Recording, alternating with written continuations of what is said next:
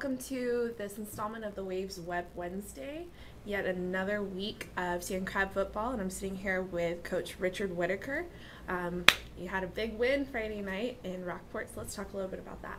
Well, it was a big win for our kids. Anytime you go into a bye week and getting ready to start district, a win going in helps you get your head up and makes practice go a lot easier. And we certainly had our heads down the week before, a little bit after the Cuero game. So I thought this was probably the most passionate game our kids had played all year long. We had some issues this past week with some injuries, some illnesses, and some other things going on where we really needed our team to rally around each other, and they did. That was our our motto all week long. It was about the team this week, and it was about one thing. It was about winning. We were not going to accept anything else, and I thought our kids really rallied around that. I thought they played with a lot of passion, and by far probably the best effort we've had. Didn't always play great. We made some mistakes, especially on special teams, but I thought by far it was the best effort we'd had this entire season.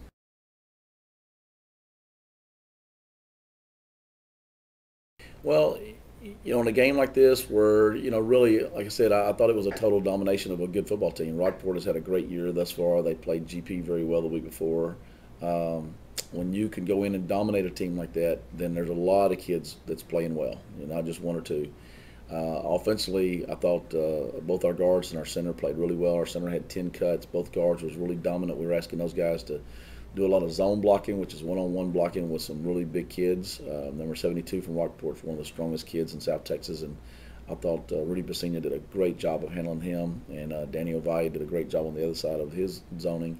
So those three kids I thought were really dominant up front. Brandon Griffith, another big game, 222 yards rushing, and I thought he ran really hard this week. And then Joe Vargas, another big game for Joe, putting the ball in the right spot most of the time, and then he ran hard.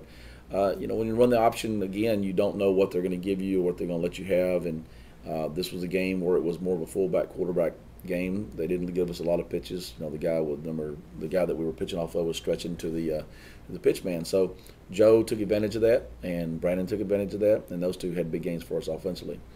Defensively, there was a lot of kids I thought that really bounced back from probably our worst performance all year to one of our better performances all year, and played very passionately. Alex Trevino, big game. Josh Leal had a big game from both the linebackers there.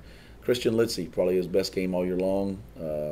Played in front of one of the most dominant linemen that he'll see all year long, and Christian, technique-wise was really good. He played low, kept his outside free and made a lot of plays in the backfield. Great job from Christian this week.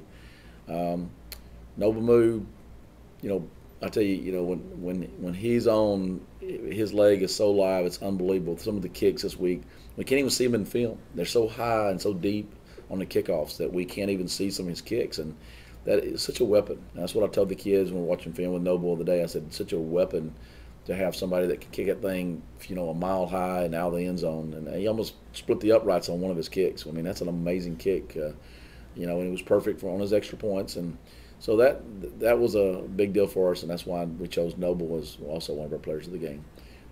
Was a little disappointed with our special teams this week. We've been pretty dang good on special teams, and we made a couple critical mistakes. We got one punt that we kind of bobbled and didn't block very well on. We didn't have a very good punt there, and then we fumbled the one punt return and let them score on that one. So a little disappointed in those two things. I thought our special teams had really came on after the first couple weeks. So, but that was probably the only setback we had other night was those mistakes on special teams.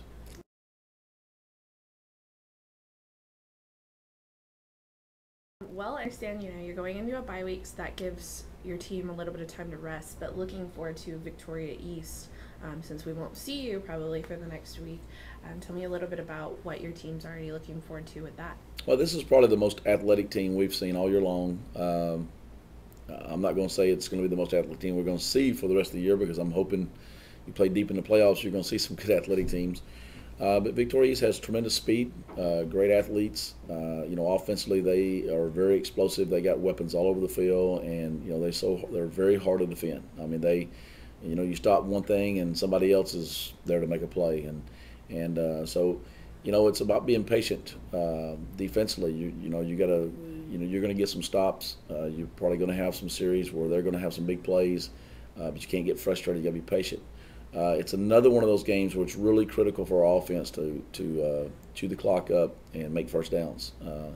That was kind of our goal going in with the Cuero game. I thought we really executed very well offensively that game, run 60-something plays, or 30-something. And this game needs to be like that for us to have a chance. We need to really do well offensively to 3 or 4 yards at a pop, be patient, make first downs, take care of the ball, and then finish off drives. If we do that, then we certainly are going to have a chance, and that's all you can ever ask for. But it is going to be a tremendous challenge, and I know our kids are excited about opening up district, and I know our community is excited about the opportunity of us and Victoria hooking up. But it is they have a tremendous ball club.